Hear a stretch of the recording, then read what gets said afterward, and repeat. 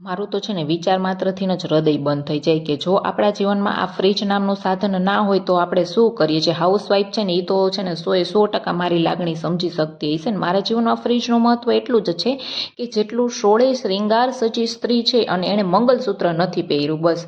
અને છે ને ભાઈ મને ફ્રીજ વગર વિખાયકનું રસોડું આપી દો ને તોય ટૂંકું પડે.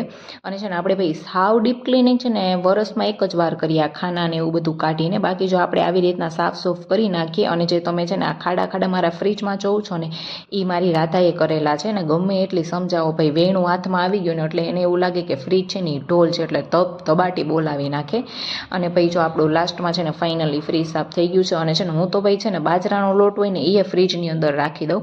અને મને છે ને એક પ્રોબ્લેમ છે કે છે ને મેં એક વસ્તુ છે ને એક જગ્યાએ મૂકી હોય ને તો મને એમ થાય કે ના અહીંયા નથી સારી લાગતી, હું બીજી જગ્યાએ મૂકું એવી રીતના.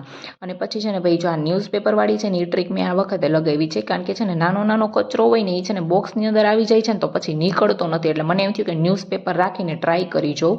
અને ભાઈ છે ને હું આ ડબ્બીઓથી છે ને એટલે બહુ મને લગાવ છે. મને આ નાની ડબ્બી એટલી ગમે કે વાત જ પૂછોમાં. કોઈની ઘરે બી જાઉં ને તો હું આવી નાની ડબ્બી જોઈ જાઉં તો હું પૂછું તમારે જોઈએ છે, એ ના જોતી હોય ને તો હું લઈ લઉં. અને છે ને હું ફ્રીજમાં લગભગ 10 વાર, ફ્રીજમાં નહીં પણ ગમે એ કામના 10 વાર આમ તેમ કરું ને પછી મને ખબર પડે કે ના આ અહીંયા સેટ થઈ ગયું છે ને તો સરસ લાગશે એમ.